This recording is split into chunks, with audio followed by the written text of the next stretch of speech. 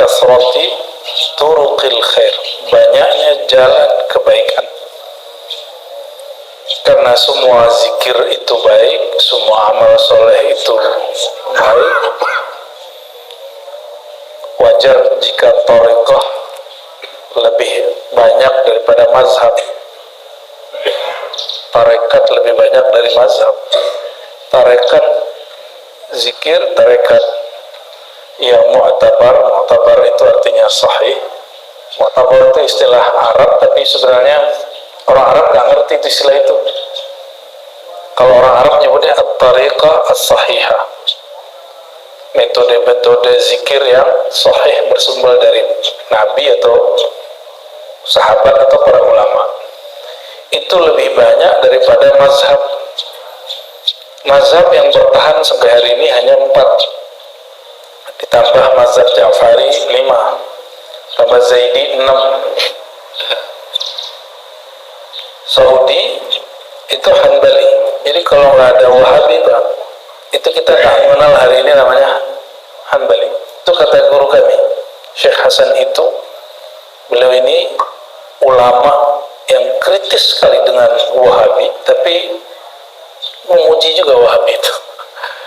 Apakah tidak laulal Wahabiyah lahalakat al-Hanabilah.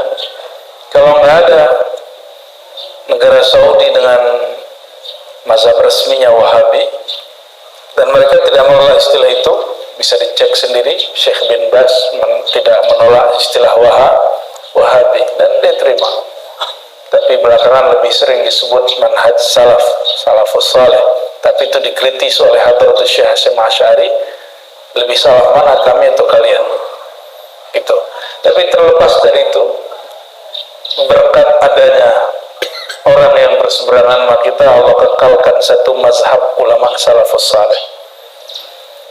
Imam Ahmad bin Hanbal, sehingga disebut Hanbali, wafatnya 241 Hijriah, murid Imam Syafi'i. Imam Syafi'i wafat 204. Lebih tua mana? Syafi'i. Maka sebenarnya orang Syafi'iyah, kalau benarlah Salafi Wahabi itu Hanbali, maka mereka sebenarnya sama-sama pengikut salaf. Cuma ada yang merasa lebih salaf, itu aja bedanya, ya. Cuma kalau dihitung-hitung tahun, duluan mana ya? Ya, duluan Imam Syafi'i. Maka Hadratus Syekh Hasyim Asy'ari nulis kitab Risalah Ahlussunnah, dan beliau menulis, coba kamu hitung lebih salaf mana, kita apa kalian? Gitu. Jadi dia tidak menerima klaim semua orang yang mengaku aku salaf, belum tentu dia benar-benar salaf. Inilah asbabnya kenapa pesantren beliau selain bermakna tradisional, pesantren salafiyah, salaf itu bermakna ngikutin ulama terdahulu, ya. Maka beliau merumuskan jauh-jauh hari sebelum ada Muktamar Chechnya 2016. Muktamarnya judulnya Manhum Ahlus Sunnah, diikuti lebih dari 200 ulama sedunia Ahlus Sunnah. Siapakah Ahlus Sunnah? Maka keluarlah rumusan Ahlus Sunnah itu. Terjadi perdebatan panjang mengenai akidah Ahlus Sunnah itu apa? Apa akidah Nabi Muhammad? Itu nggak sopan ngomong itu. Ya, kalau hadis, kenapa hadis Bukhari? Kenapa nggak hadis Nabi Muhammad langsung? Jadi kalau kita bilang saya pakai hadis Sahih Bukhari, Bukhari itu sendiri punya mazhab dalam bab Sahih. Sahih itu dikriteria Bapak Ibu. Kriteria sahihnya Imam Bukhari itu lain, lebih kencang daripada sahihnya Imam Muslim. Di mana bedanya? Imam Bukhari mengatakan hadis ini sahih, itu mesti guru dan murid pernah si murid ini bersohbat, mengabdi atau belajar sekian lama. Nggak mesti ketemu sekali dua kali, nggak cukup ketemu sekali dua kali atau hanya semasa. Kalau Imam Muslim cukup semasa. Maka ulama kita mengatakan fasihhatul Bukhari afdal wa arjah min sihhati al-Muslim. Kriteria sahihnya Bukhari lebih kuat daripada sahihnya Imam Muslim. Oh berarti sahih ini bukan dari Nabi? Enggak. Sahih itu ijtihad ulama, hasil kreasi ulama. Mereka kumpulkan, mereka buat metodologi. Nah, maka itu yang disebut ilmiah. Coba saya mau tanya, Bapak yang percaya Sahih Bukhari sahih, itu tahu dari mana Sahih Bukhari sahih? Neliti sendiri atau percaya Imam Bukhari? Neliti sendiri ya? Nggak pernah neliti? Nggak pernah neliti. Kenapa tahu hadis Sahih Bukhari sahih? Karena covernya sahih. Gampang ditipu kalau gitu. Kita ambil kitab hadis palsu, kita ganti covernya. Covernya kumpulan hadis sahih. Bisa ditipu. Jadi dia disebut sahih bukan karena judulnya sahih. Ini ada contoh kitab yang judulnya sahih, oleh ulama diturunin judulnya Al-Jami' As-Sahih lil Imam Abi Isa At-Tirmizi. Kami habis ziarah ke beliau di Tirmiz, ya, daerah Uzbek sana. Imam Abu Isa At-Tirmizi kasih judulnya Al-Jami' As-Sahih. Apa arti Al-Jami' As-Sahih? Kumpulan yang sahih. Sama dengan judul yang ditulis gurunya, Al-Jami' As-Sahih, atau dengan judul yang panjang, Al-Musnad Al-Muttasilnya fi umuri Rasulullah SAW, atau ada beberapa redaksi.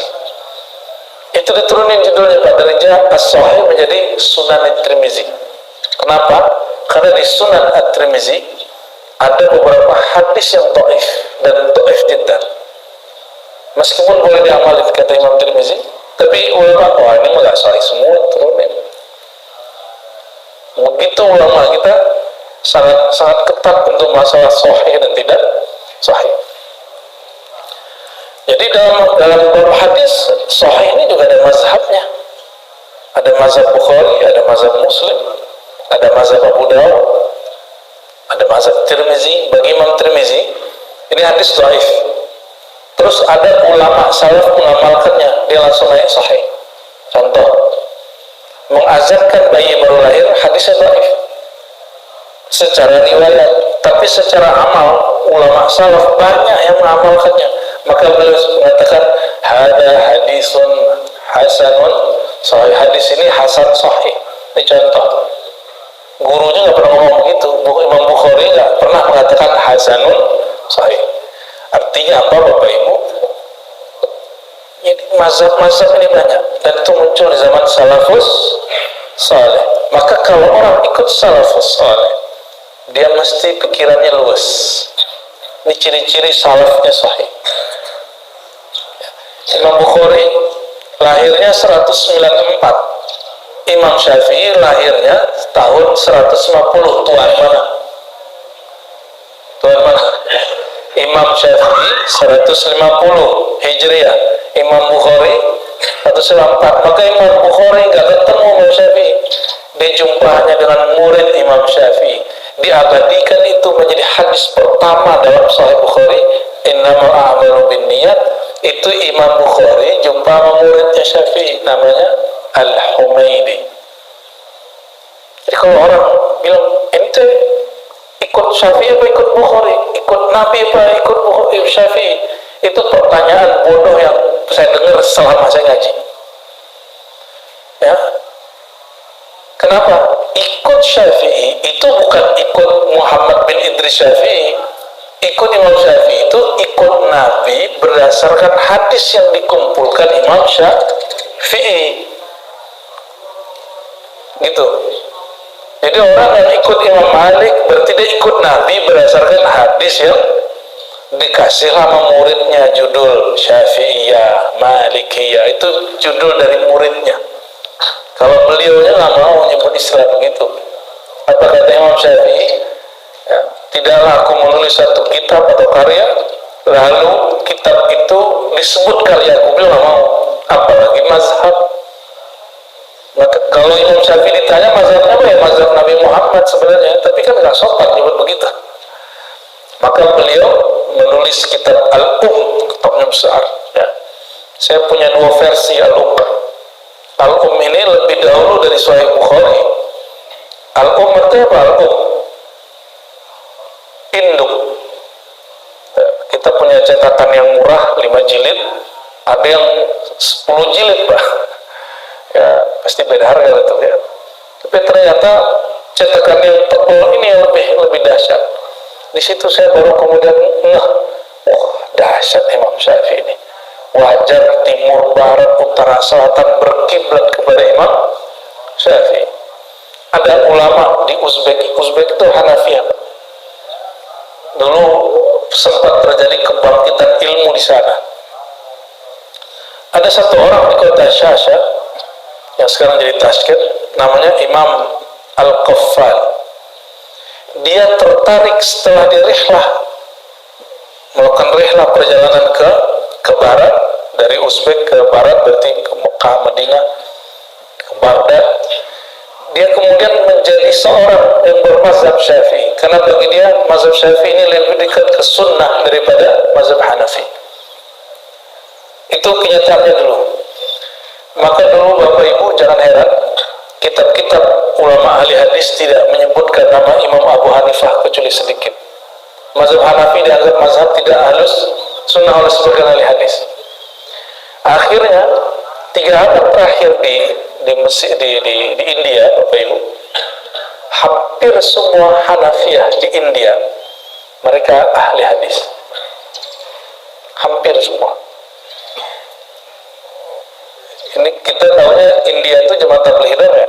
Enggak, banyak di sana ada madrasah Duwaiban. Duwaiban itu Bapak Ibu orang ngaji hadis. Dan mereka kepakarannya kalau ngajar hadis dari muda sampai tua ngajar hadis. Ngajar Bukhari aja. Jadi orang di sana udah 70 tahun umurnya ngajarnya 1 atau 2 kitab aja. Dan untuk hadis ya. Dan dia sudah hafal. Saya pernah jumpa dengan salah satu guru saya, orang Hyderabad, membaca Sahih Bukhari. Awalnya masih logat Arab ala India. Pas mesin otaknya udah panas, itu udah kayak orang Arab tanpa baca kitab. Menjelasin Sahih Bukhari ya. Bapak Ibu Allah, berarti ulama salafus saleh ini banyak alirannya. Yang mengatakan alirannya satu itu nggak paham. Oleh karenanya Imam Abu Hanifah mengatakan orang yang paling mengerti agama, yang paling mengerti perbedaan-perbedaan aliran faham. Kalau kita ngerti aliran itu semuanya bersumber dari Rasulullah SAW, maka kita saling menghargainya. Nah, kita masuk ke hadis ya. Dia mulai dengan ayat dulu, wa ma taf'alu min khairin fa innallaha bihi alim. Tiadalah kamu lakukan satu kebaikan, Allah pasti tahu ya. Faman ya'mal mithqala dzarratin khairan yarah. Sebiji zarah pun orang beramal, Allah pasti lihat. Ini ayat untuk mencopot sifat riya. Jadi kalau kita beramal, yang mandang itu Allah apa kita? Apa makhluk?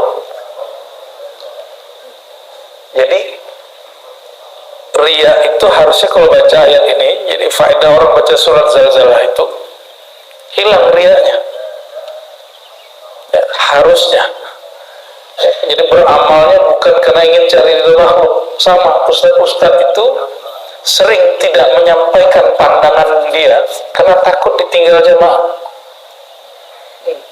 Apalagi zaman-zaman politik dulu. Termasuk juga kawan saya tidak berani buka kitab-kitab yang unik, takut disebut sesat. Padahal kitabnya jelas bukan kitab sesat ya. Saya berkali-kali mengisahkan, saya buka kitab Hikam, terus ada orang Nahdiyin nih, masa orang Nahdiyin nanyanya begini ya, hafiz Quran lagi, bersanad lagi, apa kata dia? Razi, kamu gak takut nanti dibenci oleh kelompok Salafi karena buka kajian kitab Hikam? Terus kita harus jawab gimana Pak kalau orang nanya gitu? Yang nanya udah senior. Tapi ya saya harus kasih pelajaran. Saya kasih pertanyaan dia dengan pelajaran buat dia pakai pertanyaan. Kiai, sejak kapan kita beramal cari ridho Salafi? Ya. Sejak kapan kita beramal cari ridho jamaah? Sejak kapan?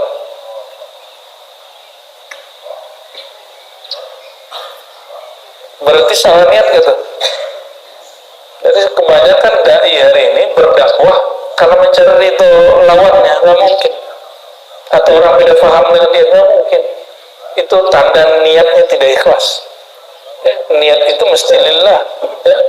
An-niyatu fil qalb, kata Imam Abu Ishaq Syirazi membahas hadis innamal a'malu binniyat. Niat itu di qalbu. Maka yang mesti dibersihkan dalam bab niat itu qalbu. Wajib dibersihin di qalbunya.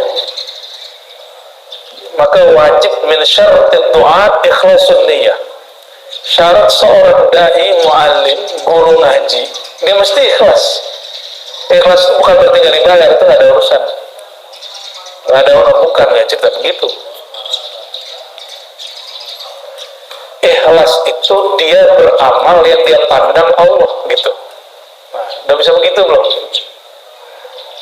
Nah, gimana caranya? Ikhlas itu kuncinya pada bab tauhid. La ilaha illallah, tiada yang berhak disembah kecuali, tiada yang perlu kita cari perhatiannya kecuali Allah, Allah Subhanahu wa Ta'ala. Kita beramal itu untuk diri kita atau untuk Allah, Pak? Untuk siapa kita beramal? Allah perlu nggak mas sholat kita yang nggak khusyuk itu? Ya? Allah perlu zakat kita nggak? Nabi perlu sholawat kita nggak? Nggak perlu. Yang memerlukan itu siapa? Kita maka di Quran surat Al-Jathiyah ayat 15, man amila salihan fali nafsi. Siapa yang beramal saleh itu bukan untuk siapa-siapa, untuk dirinya sendiri. Ya, untuk diri kita sendiri. Ya. Nah, ayat ini banyak sekali, maka beliau menyebutkan beberapa hadis di sini. Ya.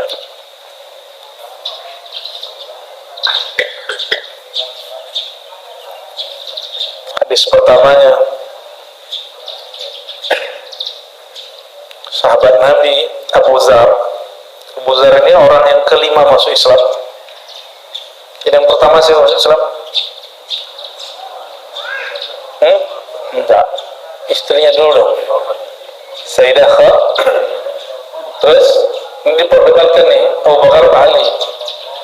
Maka Imam Hakim kasih jalan keluar. Orang tua pertama masuk Islam Abu Bakar, anak muda pertama Islam, ahli kitab pertama Islam Waraqah bin Nawfal. 4 sudah. Yang kelimanya Abu Dzar Al-Ghifari. Abu Dzar bukan orang Mekah. Abu Dzar ini orang Bani Ghifar. Orang Mekah kalau jualan ke negeri Syam pasti lewat kampung Bani Ghifar. Abu Dzar dan saudaranya dan juga ibunya dengar bahwa ada seorang nabi baru di Mekah.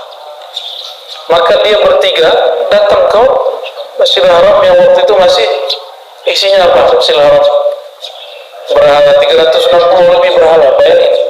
Jadi jangan dikira kalau sekarang itu, kalau kata orang Jawa apa, makro bangunannya di Mekah itu lebay ya. Orang itu bangga hari ini bukan ke Ka'bahnya, bangga kalau hotelnya hotel yang ada di bawah Tor Zam-Zam. Betul nggak? Hari ini orang kalau ke Mekah, kalau dulu riaknya ya salah juga sih. Cuma sekarang lebih parah. Kalau ada orang pergi haji umroh ditanya, lo hotel di mana bro? Oh, udah tos di bawah. Kalau kamu itu kayaknya mangga. Yang tidak pernah dilakukan oleh para sahabat manapun, berbangga tinggal di sekitar Masjidil Haram. Abu Dzar Al-Ghifari masuk ke Masjidil Haram masih banyak berhala. Orang kalau tawaf itu masih aneh-aneh, ada nggak pakai baju tawafnya karena bisikan setan mereka halu. Kata setan, ini negeri suci, tanah suci, maka engkau kalau bertawaf sesucinya, tanggalkan semua baju seperti bayi baru lahir. Ya enak bener. Kita yang cowok enak lihat ya Pak. Nauzubillah, jahiliyah. Ini maka disebut jahiliyah. Berhalanya jahiliyah, akhlak dan ibadahnya jahiliyah. Abu Dzar makanannya 2 hari 3 hari habis. Apa yang terjadi? Akhirnya Abu Zar setiap hari ya, sama ibunya sama saudaranya cuma minum air zam-zam. Udah ditunggu 10 hari, nabinya juga nggak kunjung datang. Ternyata Nabi Muhammad SAW saat itu masih berdakwah secara sembunyi. Beliau nggak tahu, secara sembunyi nggak ngerti. Hari ke-30 masuk Sayyidina Abu Bakar ke masjid, dilihat ada orang berkurus kering. Ya nggak kering-kering banget ya. Dia berdaging, tapi dagingnya daging kalau sapi dikasih air buah jadinya apa? Ya kebanyakan manusia begitu dikasih air terus gimana? Ternyata Abu Zar Al-Ghifari, ibunya dan saudaranya hanya minum air selama 30 hari. Di belakang Abu Bakar dan Muhammad SAW menyertai. Ketika ditanya Abu Bakar, kalian makan pakai apa? Kami hanya minum air. Lalu disambut oleh Nabi. Apa kata beliau? Air zam-zam, ta'amun, nilainya sama dengan makanan. Canggih juga tuh hadis ya. Air zam-zam Allah jadikan pengganti makanan. Itu terjadi pada Imam Ibn Qayyim ya, murid Ibn Taimiyah yang juga bermanhaj salaf Hanbali. Beliau ketika dari Damaskus sampai di Mekah sakit-sakitan, maka dia kemudian minta isyarat, ya Allah saya mau berobat, pakai apa nih? Dia ingat satu hadis, ma'u zamzam lima syuribalahu, air zam-zam akan menjadi wasilah orang dikabulkan hajatnya. Maka dia minum air zam-zam, khatam Quran, air zam-zam khatam Quran, sampai kemudian Allah angkat semua penyakitnya berkat suratul Fatihah dan air zam-zam. Dan itu ditulis di kitab At-Tibbun Nabawi. Tibbun Nabawi yang sekarang, mohon maaf, jangan-jangan gak sesuai dengan semangat pengarang kitab ini ya. Kembali ke hadis ini, Sayyidina Abu Zar kemudian ditanya oleh Abu Bakar, kamu siapa? Dijawab, saya Jundub bin Junadah, atau dikenal dengan Abu Zar. Ada apa di sini? Jawaban dia, kami orang Bani Ghifar, orang yang tidak pernah nyembah berhala. Pas dengar ada Nabi yang menolak berhala, kami datang ke sini. Akhirnya diajak oleh Abu Bakar makan di rumahnya. Sayyidina Abu Bakar ini nggak bisa ngelihat orang susah, Pak. Kalau kita kuat ya ngelihat orang susah ya. Kalau Abu Bakar itu nggak bisa ngelihat orang susah, Pak. Ya. Belum ngelihat orang susah itu mending dia nggak makan, biar orang lain makan. Itu Abu Bakar As-Siddiq. Dibawa ke rumah segala macam ya. Lalu dia syahadat kepada Nabi SAW. Itu Abu Zar bahasa syahadat enggak kayak syahadat mu'alaf hari ini. Dia bersyahadat asyhadu an la ilaha, kayak orang talqin zikir dalam ilmu thariqah, bergetar seluruh badannya, tapi dia merasakan ketenangan luar biasa di dalam batinnya. Abu Zar. Maka selesai dia syahadat dengan Nabi SAW, dia menangis dan mengatakan, wahai Rasulullah, izinkan aku memproklamirkan syahadatku di depan semua berhala dan orang-orang jahiliyah. Kata Abu Bakar, bro, jangan bro, kita udah lama di sini gak berani begitu. Kata Abu Zar, cemen kalian, ini kalimah sedang terbakar dalam diri saya. Maka dia datang ke Al-Masjidil Haram, dia umumkan, ya, yang gak kenal sama aku Abu Zar katanya. Saya ini Abu Zar Al-Ghifari. Aku bersaksi tidak berhak disembah la ilaha illallah kecuali Allah Muhammadur Rasulullah. Saya dikemukin sama orang belakang, pingsan dia. Siapa juga yang ngelewatin itu? Abu Bakar lagi. Ternyata dulu Abu Bakar begitu juga. Abu Bakar baru siuman, yang ditanya, aina Rasulullah, mana Rasul?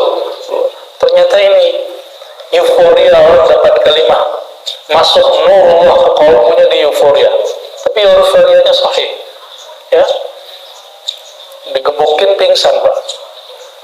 Setelah selesai dia bangun sehat. Abu Zar, ibunya dan saudaranya, mereka buat perjanjian dengan Nabi SAW mewakili kaumnya. Apa perjanjiannya? Ya Rasulullah, kami kaum yang tidak menyembah berhala dan sekarang bersyahadat kepada Engkau, tapi kami terbagi dua. Ada yang pindah ke Mekah sekarang membersamaimu, ada yang nunggu engkau hijrah kemanapun engkau hijrah. Jadi dibagi dua. Ada juga yang nggak beriman, tapi yang beriman terbagi dua ini. Nah, Abu Dzar orang kelima yang masuk Islam. Jadi kalau disebut tadi, coba dihitung. Yang pertama perempuan, yang tua, yang muda, ahli kitab Waraqah bin Naufal, paman Sayyidah Khadijah. Dari luar Mekah, Abu Dzar al-Ghifari. Qala, beliau berkata, wahai Rasulullah, apakah amal paling tinggi? Jadi Abu Dzar ini habis didetok oleh Zam-Zam, dimasukin kalimatullah, ini pertanyaannya langsung levelnya up. Nggak nanya, ini pahalanya apa wahai Rasulullah, ini boleh nggak? Itu pertanyaan standar. Pertanyaan dia langsung, dari semua amalan baik wahai baginda, mana yang di sisi Allah lebih mulia?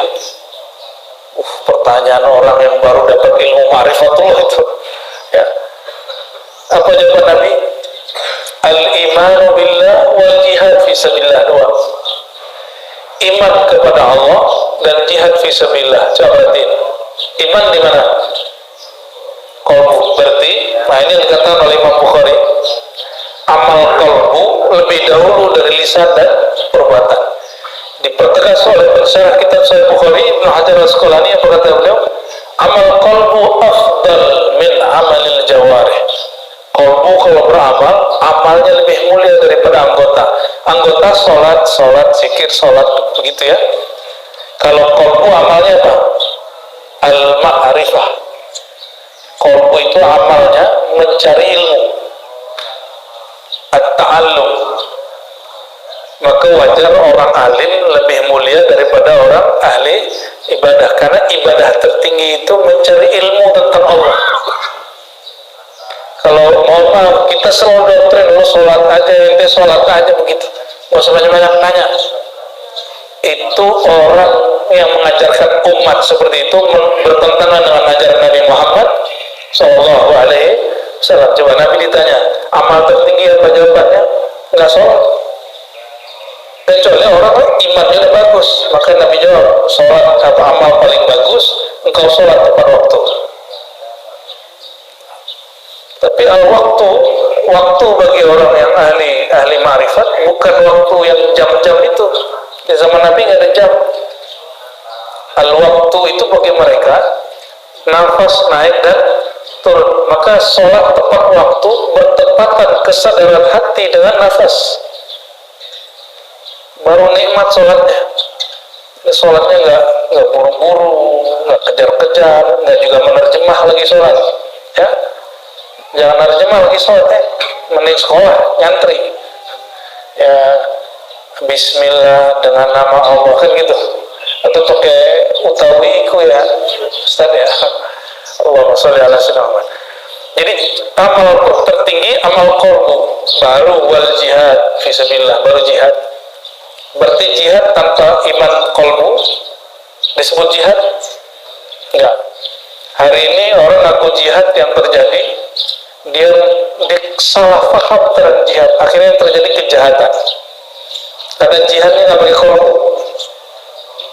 Ya, macam wajib belajar ilmu qalbu. Jadi kalau ada ustaz mengatakan, saya mah gak usah ngaji-ngaji ilmu qalbu, ilmu bersih-bersihin hati, itu orang sombong sekali itu. Ilmu pertama yang Nabi bilang paling tinggi itu al-imanu billah. Maka kalau iman kepada Allah ini kita harus tahu di mana wadahnya. Wadahnya di qalbu. Tidak mungkin iman itu bisa bersemayam di qalbu yang rusak. Jadi belajar membersihkan qalbu ini wajib. Nah, inilah kegagalan kelompok-kelompok hari ini, banyak manhaj di kalangan umat Islam.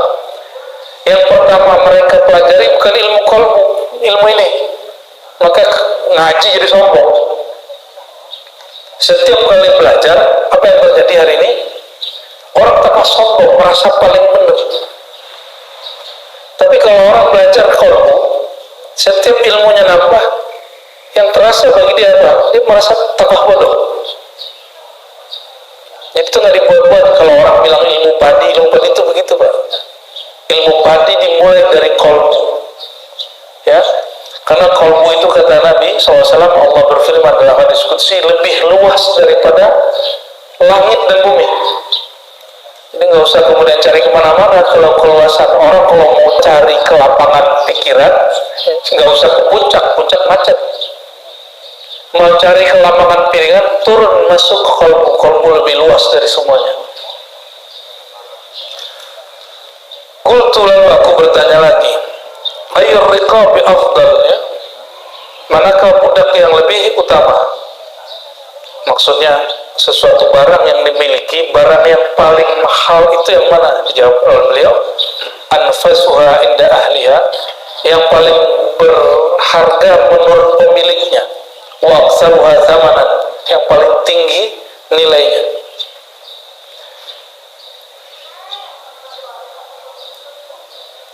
Fa in lam af'al, jika aku tidak sanggup melakukan itu wahai Rasulullah, apa yang aku lakukan? Nabi menjawab, tu'inu sani'an aw tasna li akhraq, ya. Engkau membantu orang yang berbuat atau berbuat, ya. Qultu ya Rasulullah, araita in da'uftu mi'an ba'dil amal. Wahai Rasulullah, jadi Abu Azhar ini habis nanya amal paling tinggi, habis itu minta rukhsah, minta ringan, minta cari keri. Itu karakter manusia bukan? Udah nanya nih yang paling tinggi mana, habis itu bilang, ya Rasulullah kalau aku nggak sanggup gimana? Di kalimat terakhirnya apa? In da'uftu an ba'dil amal, jika aku lemah tidak sanggup mengamalkan beberapa amal soleh, apa dong solusinya? Nah, ini ada amal tanpa perlu beramal. Mau amal tanpa perlu mau nggak? Takuffu syarraka 'anil nas, tahanlah jangan sampai hal yang buruk darimu mengenai orang lain. Apa aja? Mulai dari wajah, jangan sampai wajah cemberut ketemu orang. Maka Nabi mengatakan amal paling gampang, sedekah paling gampang, wajah yang sumringah. Kayak apa? Paham ini sumringah terus, ya, mau apa-apa gila nih, nggak pernah marah nih orang kayak gini, ya, nggak pernah marah ya apa-apa ini, pernah juga ya, marahin tikus ya. Kalau wajah saya fluktuatif Pak, ya, kadang naik, kadang turun, ya begitu. Bukan fluktuatif, apa ya namanya, dinamis, fleksibel gitu, kadang naik, kadang turun, ya. Fa innaha sadaqatun minka ala nafsik. Oh, ternyata ada namanya sedekah nafsiyah. Ini dalilnya nih. Sesungguhnya orang yang menahan keburukan dirinya nggak sampai ke orang, dia sedang bersedekah untuk dirinya. Tapi di kitab fikih ini nggak ada. Ini adanya di kitab-kitab Tazkiyatun Nafs atau tasawuf. Jadi kalau nggak bisa berkata baik kepada orang, jangan berkata buruk. Paham nggak tuh? Nggak bisa nih ngomong baik sama orang, jangan ngomong yang jahat. Nggak bisa menyenangkan orang, jangan bikin orang tersinggung. Gitu. Ini kalau orang kompleks ini ngamalan itu, kayaknya harmonis ya. Amin. Kita dari Farid ya. Amin. Kita dari ini kok mas konflik aja nih. Pengajian aja konflik, apa-apaan ini, ya. Pengajian konflik, bubarin pengajian buat pengajian baru. Pengajian itu bersihin kolbu, bukan kemudian gagahan ingin menguasai, enggak. Termasuk ngurus masjid, ya. Masjid raya mana Pak? Aman ya. Sekarang itu orang ada tren rebutan manhaj. Masjid itu milik Allah, bukan milik satu kelompok. Nggak usah rebut-rebutan. Ambil manhaj Nabi Muhammad SAW, manhaj wa ma arsalnaka illa rahmatan lil alamin. Engkau tidak diutus hai Muhammad kecuali rahmat bagi semua. Maka ciri-ciri kelompok yang paling dekat kepada Nabi Muhammad SAW, hadirnya dia itu kasih sayang buat semua, kebanyakan orang. Ya semua orang senang, nggak mungkin lah ya. Mungkin nggak kita menyenangkan semua orang? Maka ada ungkapan bahwa ridana seghayatun la tudrak. Mencari senang semua orang itu tujuan yang mustahil dicapai. Maka kebanyakan orang yang mana? Yang beriman kepada Allah Subhanahu Wa Taala. Kita yang komplek kita nih, hatinya begini Pak. Kalau nggak bisa membahagiakan orang, jangan bikin orang sedih. Kalau nggak bisa mengeluarkan kata-kata baik, jangan keluarkan kata yang buruk. Coba ini dipakai 40 hari aja di sini orang amalin begitu. Waduh langsung ya, insya ya kita doakan juga nih pemerintahan baru. Kalau nggak bisa bikin seneng orang, jangan bikin gelisah orang ya. Amin. Ya Rabbal Alamin.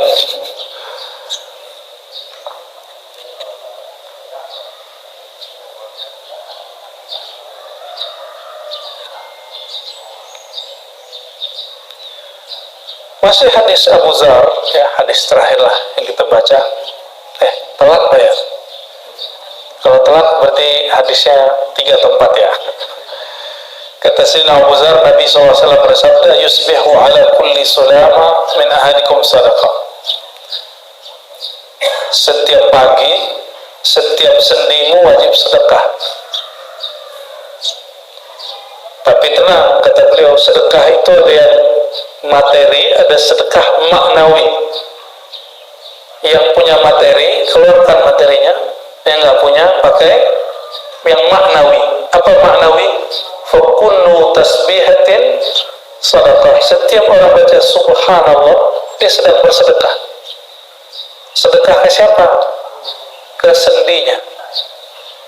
Karena dia tidak mengeluarkan kata buruk ke orang lain, dia tidak ngutuk badannya. Ini mohon maaf Bapak Ibu, kalau hari ini nih misalnya, mohon maaf nih Pak Amin dikasih contoh nih, asam uratnya kambuh, terus aduh sakit, nah itu dia, itu udah nggak benar Pak. Aduh kenapa nih sakit mulu, keluhan begitu, itu sendinya langsung, urat-uratnya semua struktur di badan kita akan langsung berubah, dia langsung menjadi nggak happy, langsung nggak happy. Jadi setiap keluhan akan membuat tubuh kita rusak, pikiran kita gabut. Jadi jangan suka ngeluh. Ini santri-santri kalau mau sekolah, sekolah lagi. Itu yang tadinya dia semangat, teman-temannya jadi nggak semangat, badannya dia nggak semangat. Ya, jadi jangan pernah ngomong begitu ya. Ini santri-santri, wati santriwan, semangat kalian. Orang hebat itu jumlah santrinya harus banyak. Waktu saya belajar sekolah dulu, kami cuma 7 orang. Ya, yang jadi nggak tahu berapa orang. Ya, pas ujian itu seumur hidup saya nggak pernah melakukan itu kesalahan atau keberkahan itu ya. Seumur hidup nggak pernah lembar jawaban selesai. Itu tawaf belakang, sampai ke ujung balik lagi Pak. Seumur-umur sekali ujian akhir. Karena saya kalau ujian, kalau kami kan ujian agama itu kan esai semua. Kalau esai semua, 1 pertanyaan saya jawab 2-3 menit. Pertanyaannya ada yang 5, ada yang 10. Kalau 2 menit, pertanyaannya 5, ya boleh 10 menit selesai. Tapi sama teman sampai 20 menit, 30 menit. Jadi dulu kita saking egoisnya, setiap selesai 10 atau 15 menit saya langsung kumpulin.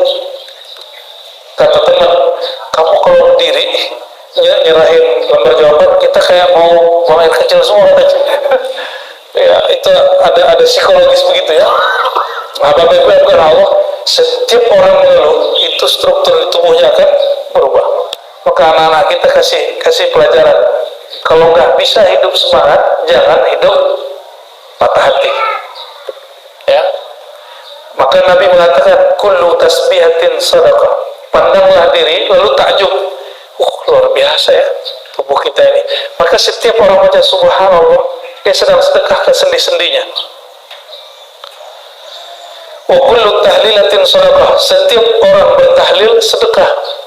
Jadi kalau ngirim pahala sedekah, ini ulama semuanya ijma. Ini ijma. Ijma artinya apa ijma? Sepakat, nggak ada satupun yang nolak. Hatta Imam Syafi'i.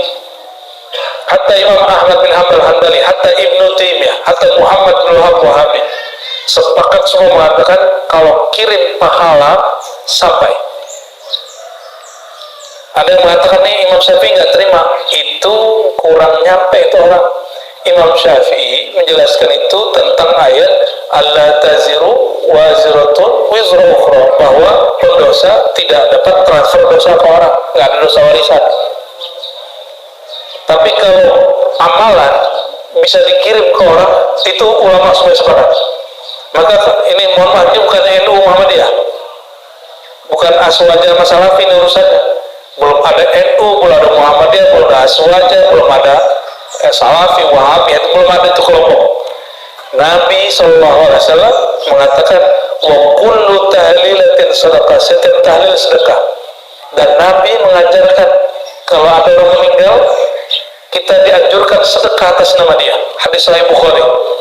Jadi seorang laki-laki datang, wahai Rasulullah, ibuku meninggal, apa sedekah paling baik untuk orang yang sudah meninggal?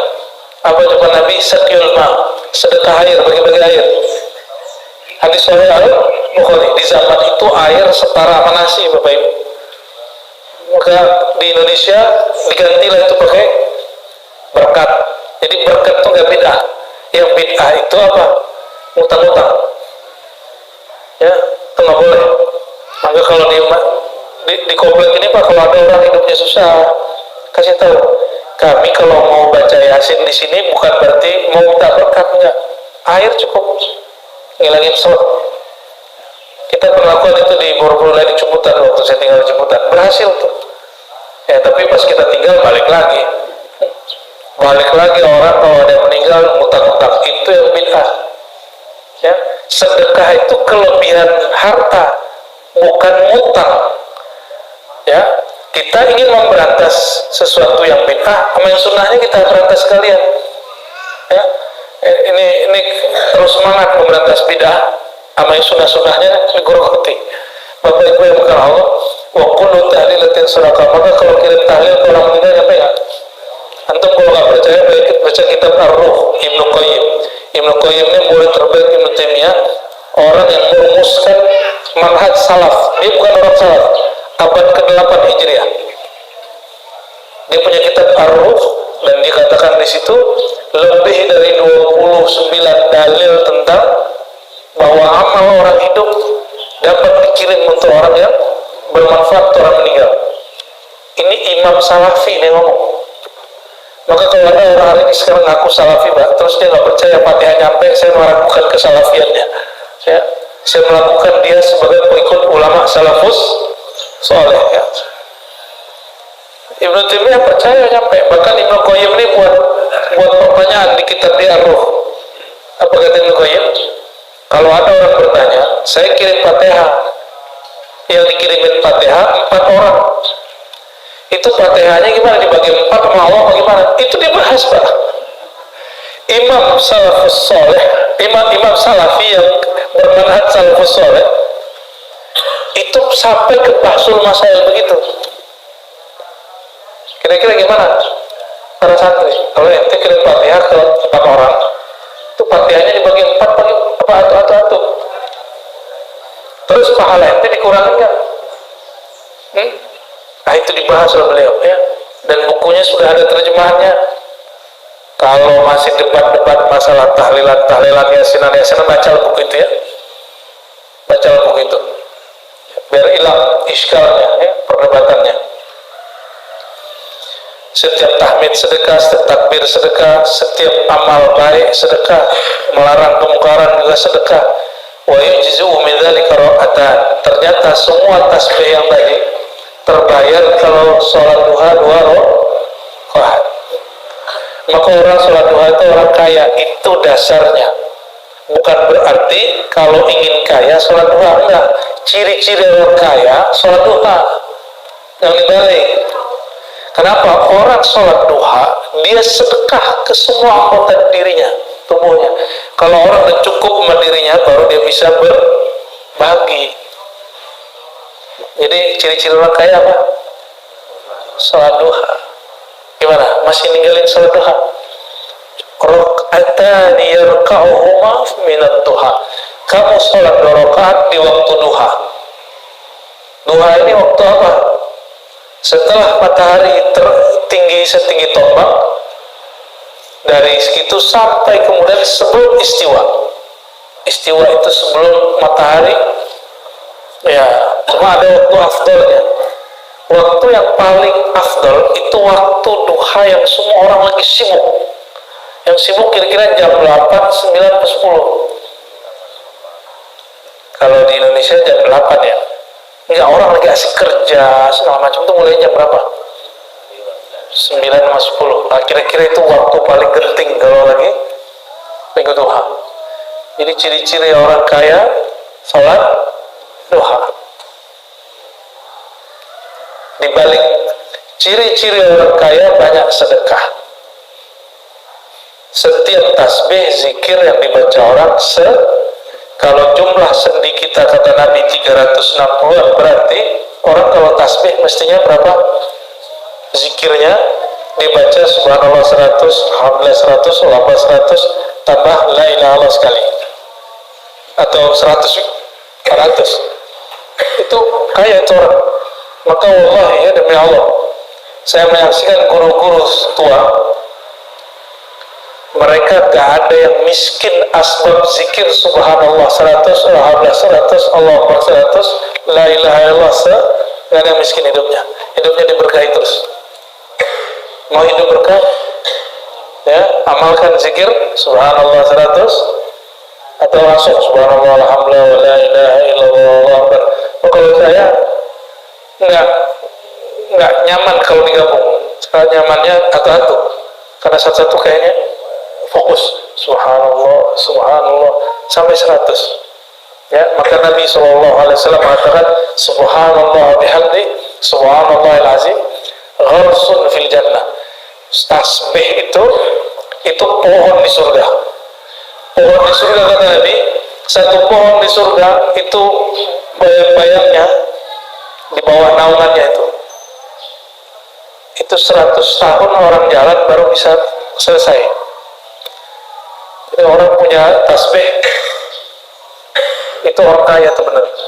Berarti dia punya coupling di surga. Jadi kalau mau tanya, man aghnan nas fil akhirah, siapakah orang paling kaya nanti di surga?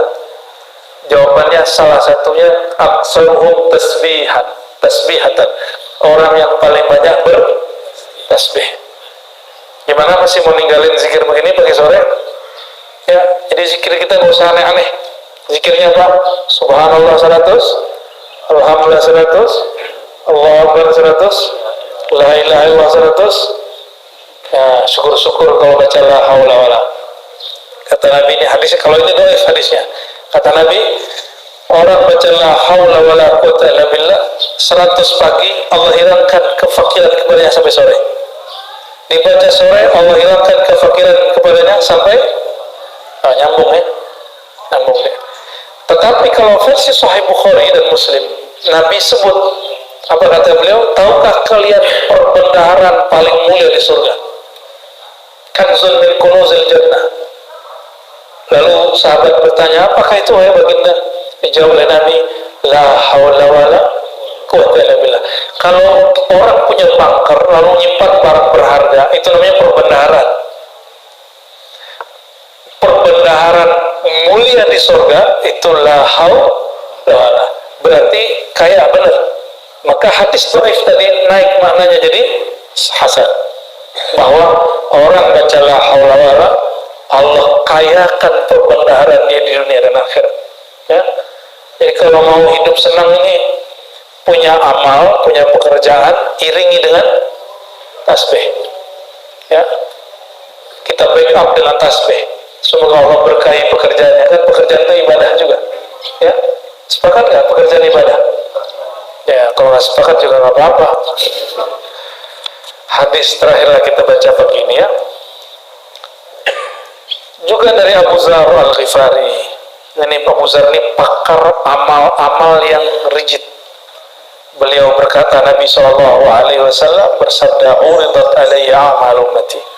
Amal umatku dilaporkan kepadaku, hasanuha wa sayyatuha.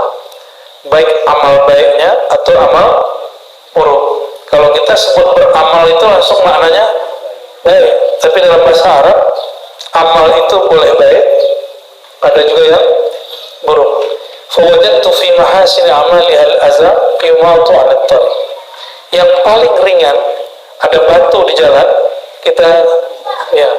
Maka kalau orang Indonesia suka kerja bakti, itu udah ditunjukin sama Nabi. Yang suka kerja bakti orang Arab atau orang Indonesia? Dulu di komplek masih ada kerja bakti nggak? Ya, enggak ya, bayar orang aja. Makanya kita nggak guyup, kita nggak guyup. Ada sukanya berantem aja di WA. Ya, ketemu ya. Kurang egonya. Jika menyampingin ya, membuang kotoran atau duri atau sesuatu yang menghalangi jalan, itu sedekah, itu amal paling sederhana. Maka beliau mengatakan termasuk membersihin kotoran di masjid. Misalnya ini ada sampah di zaman Nabi, karena orang pernah jahiliyah masuk Islam, itu kalau meludahnya di dalam masjid, Pak. Dan Nabi setiap hari bersihin tembok masjid. Nabi bersihin tembok masjid, gengsi nggak Nabi itu? Kalau situ gengsi nggak? Ngeliat sampah, ntar juga ada yang bersihin, gitu ya. Kalau semua orang mikir begitu, siapa yang bersihin? Maka Imam Bukhari masuk masjid, dia lihat ada sampah, diambil pungut, dimasukin ke sakunya. Di luar ada tong sampah, dikeluarin. Dan gitu ya, santri-santri ya, yang usah santri-santri yang kecil nih. Ini jadi santri kan begini. Ya, kalau udah nggak bisa jadi santri kayak mereka 24 jam, ya santri 1 jam sehari lah cukup. Kalau melihat sampah, melihat apa, buang. Ya, itulah filosofinya. Kalau nabrak kucing jangan dibiarin, kuburin. Karena menghalangi orang di jalan ya. Tapi kalau nabrak tikus piye? Ya, kan mengganggu, Pak. Minimal kita kesampingin. Kita tutup. Jadi jangan hanya kucing, musuhnya kucing, tikus juga harus digituin. Ya. Lalu beliau mengatakan, wa wajadtu fi wa masawi a'maliha an-nukhah takunu fil masjid la turfan. Amal buruk yang paling ringan di zaman sahabat, mereka nggak berasa kalau itu juga disebut amal buruk, meludah di masjid. Dan ludahnya nggak ditutupin pakai pasir, la turfan. Ya. Jadi yang buang sampahnya nggak ini. Nanti kan mau makan nih, rumahannya jatuh nggak diambil, itu bagian dari dosa tuh. Ya, dosa di masjid, ngotorin masjid itu dosa, Pak.